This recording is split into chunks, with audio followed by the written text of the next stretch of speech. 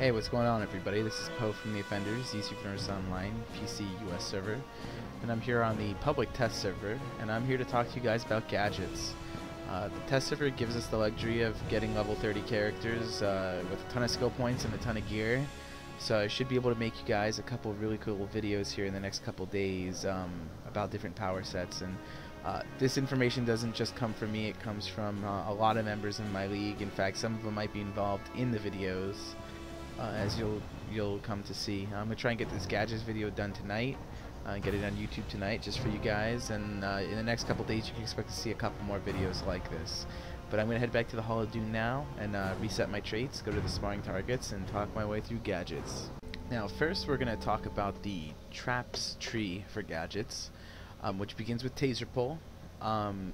First I think we're gonna discuss stealthing. It's an ability. Gadget's mental kind of has it too.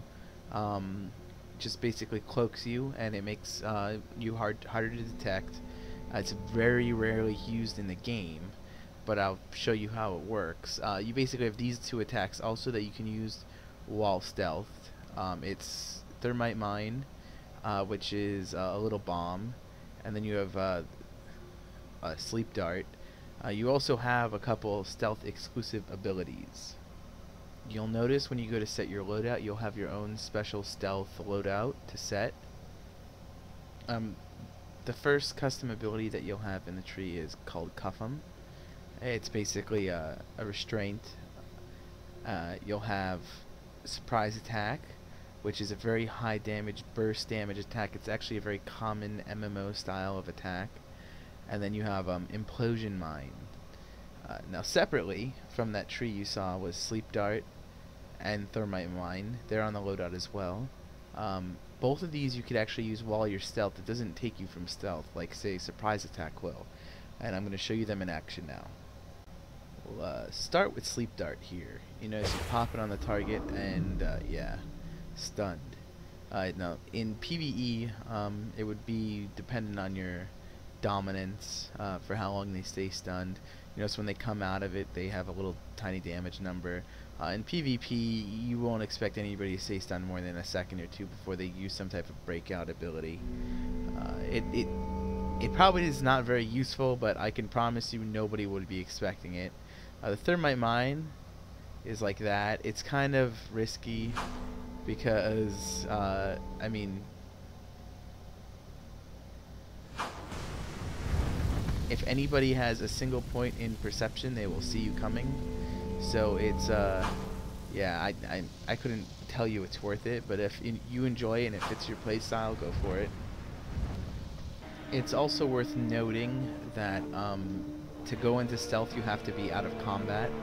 So if you ever get in combat, you can't exactly plan on stealthing in the middle of it, which is another reason stealthing is very rarely used, since you can't stealth mid-fight in PvE or PvP. So it's you have to stealth and then run over people all slow like this. It's just, you know, it's silly. You have a Cuff Attack. It's basically that. It's a lot like Robin in Legends PvP if you've ever played it. The other mine that you get is this thing. It's basically a pull, and it cuffs them both. And then you have finally Surprise Attack, which is a might tick, so it doesn't matter which weapon, you know, your DPS weapon is or how much precision you have. It's just a might tick. One last thing about those moves is that obviously you can still use the Thermite Mine and the Sleep Dart out of stealth. As you can see, they're on my normal loadout there. They still do exactly the same thing. The big difference is the other ones don't, if you're stealth, they don't break you from stealth. And also those other abilities are only available for while you're stealth. But you know, they still do the same thing, and when you're in controller role, the Sleep Dart is actually very useful because the damage buff, debuff. So anybody that you throw it on will be dealing less damage. As you can see, they get the little red crosshairs underneath their target indicator there. Now we could talk about this side of the tree. We have Fear Gas, which is a conal AoE stun, but it's also really great because of all the different power interactions. Burning or electrified enemies will explode. It gives electrified enemies burning, and frostbitten enemies become encased. So if you're playing with a fire and ice or an electricity person, there's like lots of cool little interactions and stuff that you can come up with and do. Gauss Grenade, which is probably one of the best moves in gadgets, period, is just an instant grenade throw. If you're using rifle, it comes out of your rifle, so it might take a second longer. In controller roll, as you see, it says it reduces enemy defenses, so that's your defense debuff in controller roll. It's also really great because you can pretty much use it to clip anything, so you can get out of any type of weapon attack or animation with Gauss Grenade there. And then you have Neuro Neutralizer, which is a barrier that once it explodes, it does like an AoE damage and stun if you're a controller roll. As I mentioned, Fear Gas is kind of conal, so you can see you could be standing next to somebody or in front of somebody and they'll still get it. It has pretty good range there. Now, this is what Gauss Grenade does. As you can see, it's got pretty good range. You can kind of throw it from anywhere as long as the target indicator is red, or maybe even beyond that. Yeah, wow, that's great. And what I meant about clipping, though, is that you can use it to kind of get out of weapon animations, as I'll show you here with Magnum Round.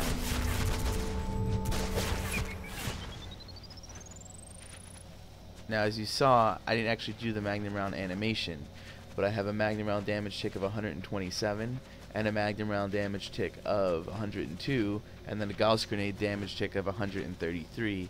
So I was able to do over 350 damage in 1 instant second there. So right when you would start your animation, you hit the ability, and you can see there were a bunch of damage ticks in there. So there it happened again. Now if you're DPSing, this is incredible. So Gauss Grenade is pretty much a must-have on any loadout. That brings me to Neuro Neutralizer, which is this. It's a quick little protect me shield, and then when it explodes, it does a little damage number, and then has this. Some DPS in my league find use for it in situations where there's a lot of ads in a raid, and they'll just jump in between them, pop the shield for protection, and have it go off, and do a nice AoE explosion around them. And in control roll, it's like a nice little AoE stun. That brings us to the right side of the tree, which starts with Defibrillator, then moves into Cryofoam and Cryofield. Defibrillator is, a controller's bread and butter, aside from stuns and debuffs. The power over time. Defibrillator gives instant power back to 3 people with the lowest power. So it's great, especially in emergency situations. Then there's Cryofoam, which is an outstanding stun ability. And then you have Cryofield, which is actually almost identical to Bitter Winds in the Ice Tree, and not just what it does, but the animation and look of it. But for power interactions, is actually far more than Bitter Winds. It has all types of combinations with burning and electrifieds and frostbites, as you can see in the power interactions description there. So it's a far more group interaction than Bitter Winds, but aside from that, it's actually pretty identical. This is what Defibrillate looks like. It's a very short animation. You can use it to clip out of things. So if you're in the middle of a weapon attack, there should be no reason that you can't get out of it with Defibrillate if people need power. Also, the second you use it, you'll notice that it gives you 77 might and 62 precision for 6 seconds. So it is a nice little buff to you. So it's not strictly helping 3 other people out. It is also making you stronger for a little short period of time there. As far as Cryofoam goes, here you go. It roots, it grounds, and if you get the ice on them, which you have to be closer for, it has a little dot on it, as you can see. It's actually really good if you have groups in front of you. It's conal, kind of like Fear Gas, but it doesn't have the range. And line of sight kind of blocks people, so they have to be like 3 people standing next to each other, not 1 person standing behind each other. And it also is a healing debuff if you're in controller roll. As you can see, it's got the little red heart indicator on the target indicator there. And then you have Cryofield, which is the very similar move to Ice's Bitter Winds. This is what it looks like. It's got, an AoE dot on it for damage. The idea is if there's a whole group of people that have different status effects on them of burning and electricity and frostbite, it will also give frostbite. As you can see, the sparring target had chills on him. So if you do it to somebody with frostbite, which this gives to them, it encases them. So yeah, it's got lots of power interactions. The problem is, as a controller, you're probably not going to be using it much because it requires you to get right up next to people, which probably won't be happening, especially if you want to stay alive in the later raids. That's what frostbite looks like, so you know who to run near for the in case the next time you use the ability. That leaves us with the two supercharges in the tree. One of them is 100% mostly DPS supercharge. It's a lot like Volcano, called Bunker Buster. And then the other is the Battle Drone, which is a 25% supercharge. Now I'm going to jump to some footage of the Sentry in action. It is one of the higher damaging pets in the game. The problem is it's only out for about a minute, 45 seconds. And it uses 25% of your supercharge. So it's one of those things where you wouldn't want to use it against like a small little group of ads, but bosses are higher, you know, it could become useful.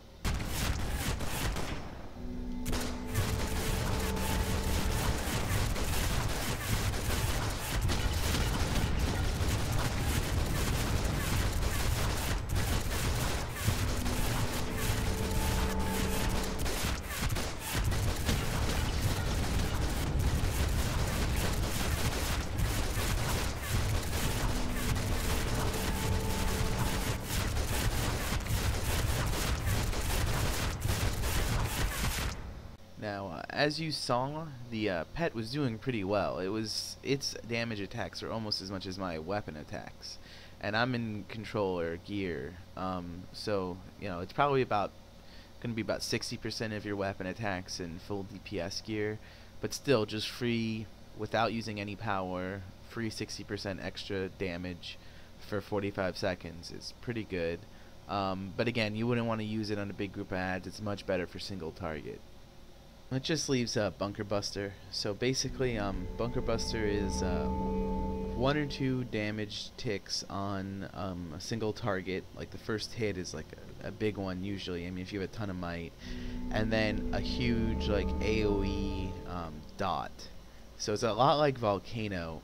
It doesn't look like Volcano, but the mechanics are pretty similar. And here's what it does.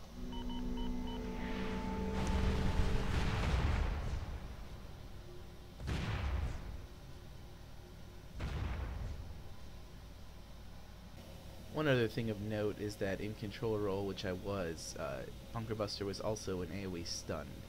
But now I'm going to move on to the tricks tree. Now you'll notice that the middle row of abilities are all pets. You know, I mean, I have no secret of my feelings towards pets. I think pets are actually really great and they have amazing potential, but I think that all pets break. It doesn't matter the pet. They just don't break for everybody. I think the issue with pets breaking is they attack something that dies while they're in the middle attacking. You go out of combat, they stay in combat, and I think something in them just breaks when that happens. I know SOE's got to be working on it, but for me, just the simple fact that they break just doesn't make them worthwhile for me. I already showed you what the pet did for the other tree, so I'm not going to get at it. I mean, they all basically do the same thing. Just the ones for gadgets, you'll notice, have different interactions between the power sets, so frostbite, electricity, fire, etc. So depending on, you know, what type of person you're playing with in your group or whatever, might depend on which one you want to have out. But I'm not really going to get into any more information about the pets. Now, working on the left side of the tree, it starts with Intimidation, moves down to Gag Glove, and it ends on the Bomb. Intimidation is basically a weapon buff attack. It increases your crit chance, it gives you a tiny little damage tick. In controller role, it also makes your weapon attack stun. Gag Glove is your damage debuff in this tree, so anything you use it on will also be debuffed on their damage output. And then the Bomb is also your healing debuff. So anything that you debuff with this will heal less. Now Intimidate has a really short animation, as you see, and basically what you get is that little yellow might tick. It does increase your critical chance, and in controller roll it also does stun the enemy, as you can see.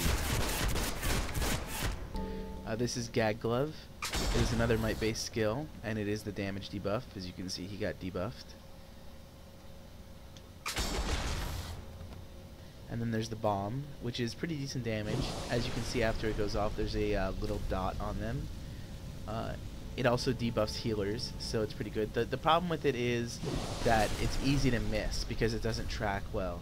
So if somebody throws the bomb at you, it is kind of based on where you're standing once it's thrown. So if you're getting the bomb thrown at you, you just have to kind of do this. Like if you run back and forth, you know, for PvP, it'll never hit you ever. That goes for in PvE as well. I mean, if anything's moving zigzag, you're not going to be able to hit it. Now we go to the right side of the tree, which begins with Hide, which is, I'm not going to say it's like Reflect from Ice, but it's similar because you're going to get some damage immunity, and it's actually awesome. And it's a de-aggro, but it's awesome for getting people up in raids. Because if you hit it, you're pretty much guaranteed the entire time that you have to hit somebody's gear to get them up that you won't be hit by anything. Then you have Stasis Field, which is the little orb that you trap people inside and they take damage over time. In control roll, this is the defense debuff for this tree. And it also, if you're in damage roll, obviously you're not going to be able to encase anything in a raid, but the damage over time effect still applies. I couldn't tell you if it's for the exact same amount of ticks or if it's less, but I do know that there's still a damage over time even if you don't have the dominance to actually trap them inside of it. And then you have the Clown Box, which is exactly like the Clown Box that Joker has in Legends PvP. You basically get trapped inside of it, and then when you finally break out, it causes a little explosion. So this is Hide. It gives you damage immunity for like a split second, but anything attacking you stops attacking you. So it's really great if you hit it when somebody dies and you pick them up, like I said earlier.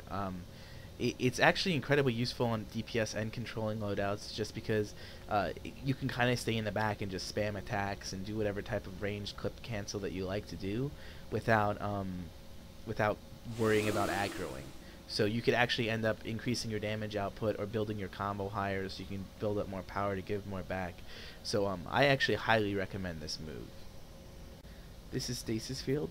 It's an encasement and a damage over time ability. If you have anybody in your group that can break encasements and do extra damage, it's awesome.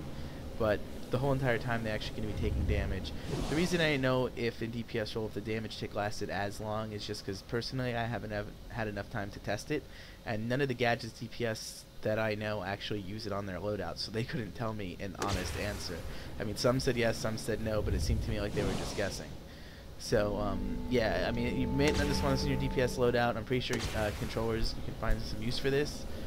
But encasements are risky in later raids because you can't really limit the amount of damage that you do to them until they break out, which kind of slows DPS for the whole raid. But I'm pretty sure for self-surviving, these are incredible because, I mean, look just how useful it is. And finally, here's the Clown Box. It's overly dramatic. In my opinion, overly useful. I'm being sarcastic. Even the stun isn't very good. The only thing that this thing is used for is, I guess, staying alive, because I believe you're immune to damage while you're in it. I am not 100% sure. I mean, I tested it in a duel and I couldn't take any damage, but they could pick me up and throw me around and, you know, throw me outside of the dueling area, and then I still lose anyway. And I don't know what, like, you know, if you're standing in a raid boss attack, if you know, your little box is going to survive the attack or anything like that. Just because I think this is pretty useless. But that's me. I mean, if it fits your playstyle, if you find a thing for it, go for it.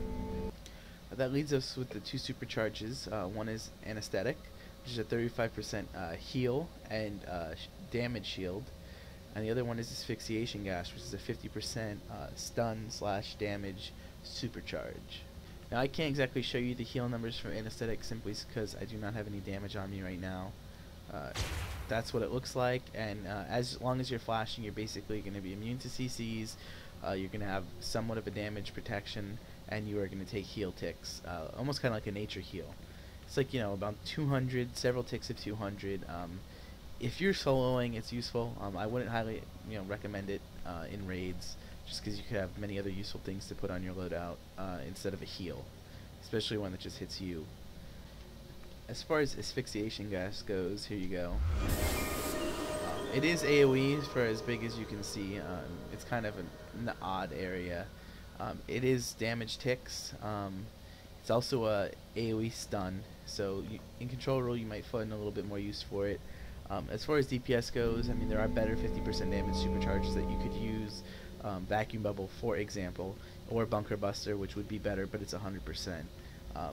I do know some gadget CPS that do use it and do prefer it to Bunker Buster, but say they're acrobatics or super speed, so they don't have the option of Vacuum Bubble. I think most DPS should have a supercharge on their loadout, just because there are times when you need to be able to put out more than just weapon damage and not have to use any power. It is actually a great benefit to the group if you can put out an extra little burst of damage without using any power. So that's just my opinion, and asphyxiation gas is the one you should probably be using it over Bunker Buster, just because you can get off 2 charges. But if you are flight, you should definitely check out Vacuum Bubble. Now, there are 2 abilities that I purposely didn't mention until now, and that is Taser Pull, which is the very first ability in traps, and Sticky Bomb, which is the very first ability in tricks. These 2 abilities are your power over time abilities for controllers. Taser Pull is also a pull, and a little bit of a restraint, whereas Sticky Bomb is a stun and a knock-up. There are times where one is useful and the other one not so much, and vice versa. Like, you know, say you're in Fortress 3 and the giant sun hand ads appear, you need to knock them up and stun them more than you need to pull them to you. And there are times in Fortress 1 when the little retriever guys are up near the broodmother and you have to yank them away from the thing. So I would never say use one over the other for your power over time, but I will say one thing: that little lightning bolt that's underneath my life bar should never ever go away. So if you're controlling and you're not sure how you control, whether you want to be a controller that CCs, a controller that does nothing but put out power, a controller that does something in between, your very first priority should always be to make sure that there is a power over time. Now, see, as you can see, my power over times are ticking on me for 127 just based on the gear that I got on the test server here. Obviously, more vitalization increases, and most raids have 2 controllers in them. Power over times do not stack, so you can't have 2 on you. So whoever has the more vitalization should be the one doing the power over time consistently, because they will be able to give you more power over time. That being said, unless 2 controllers have drastically different vitalization, I mean 300, 400 point difference, the difference is going to be so great that as a support controller, you should ignore it completely and let us go, you know, 2 or 3 minutes without getting a power over time, simply because maybe the other controller AFK'd or disconnected or forgot or whatever the reason. So as controllers, looking up and seeing if the lightning bolt there definitely takes getting used to, but it's a necessity. Now, that being said, I know there are some people who want to play the game, a controller in the game, to crowd control things, just stun and move things around. And there are some controllers in this game that want to play it just as blue healers, you know, just batteries, putting out as much power as possible. The class of people that I play with has led me to believe that a really good controller is kind of able to do all of that. They can basically, you know, put out power, debuff, crowd control, and then come in second place for damage. Because controllers don't get a damage debuff like when a tank goes into tank roll, they lose 20% of their core damage. When a healer goes into healer roll, they lose a quarter. Controllers don't get that whatsoever. They just don't get the additional damage buffs that their abilities supply like a DPS would. So playing a controller in this game is actually incredibly difficult, and it's a tough, tight wire act because it involves a lot of balancing, which brings me to the loadouts. Now, for a DPS loadout, this is something that I'd go with. It's Intimidate, Neo Venom Boost, Gauss Grenade, Neuro Neutralizer, Hide, and then Vacuum Bubble. If you were in flight, you could go with Asphyxiation Gas. The reason Intimidate and Neo Venom is because they both buff, your weapons, and you can cancel Neo Venom into Intimidate. So you'd hit Neo Venom first, and then you'd immediately after hit Intimidate, just like that, and then you get all the bonuses. So that way you can get all of your canceled Magnum rounds with Gauss Grenade, with tons of extra damage from the buffs from Intimidate and Neo Venom. As far as a controller loadout goes, it's a little bit more organic, because you're actually going to be changing it quite often. You're going to change your loadout maybe in the middle of a raid to get ready for a certain boss fight, or you're going to change your loadout before you do a certain raid to make sure you have an attack. It's a lot different than DPS. Your loadout is what, it's your utility belt, your gadgets. So it's kind of what you need for this to accomplish this task. Sometimes you need a healing debuff, sometimes you need an encasement to get through a raid, sometimes you need this, sometimes you need that. If you just want to kind of throw a basic load out there and not think about it too much, this one will do you well. Sticky Bomb instead of Taser Pull, just because at default you don't want to be pulling things to yourself unless you have to. Defibrillate to give people power back. Sticky Bomb would be your power over time. Gauss Grenade, just because as controller you kind of want to come second place behind the DPS in damage, and you can use it again to cancel out of things. Sleep Dart, because it's the damage output debuff and it's really fast. You can cancel into it too. As you see, it just does less damage than Gauss Grenade. Hide, just like in the DPS loadout, again to protect yourself. And on DPS loadout, use Hide to stay in the back and spam your cancel with Gauss. But for a controller, you probably actually need it more as a save it to use it when you want to survive. And the last ability on my loadout is Word of Power, which is the Supercharges. It's 50% that actually restores power to the group and heals you. Now you notice in the DPS and healer, controller loadouts, there were 2 moves from Iconics. Just because I personally find use for those 2 moves for gadgets. They may not work with all loadouts. For any controller, I would recommend Word of Power over Speed Drain if you happen to be super speed for giving people power back. Aside from that, Neo Venom is actually a very picky move. It doesn't like to work with a lot of power sets, and Gadgets is lucky enough to have one that you could cancel it with. So it's a luxury. And that's kind of it. I'm going to be working on I believe an Earth video and possibly a mental video in the next day or so. Earth because unlike most other power sets, there's very few veterans for Earth. It's one of the newer ones. It seems much less played. I've yet to pug a Prime Battleground with an Earth tank. So I personally want to know a lot more about it. There's only 1 or 2 people in my league that have actually played it, and game raids, gates, Prime, mostly for damage though. And then also I'm going to try and work with one of the league mates on a mental video for you guys. He has a lot of opinions about mental and what works and what doesn't. I'm going to see if I can get another mental player. Maybe he has a couple other opinions about it, just so we can see 2 sides of the same coin, how people play power sets differently. If you guys have any questions, again, I try and answer everything. Feel free to leave questions in the comment section below or private message me. That's it for me right now, guys. Have a great day.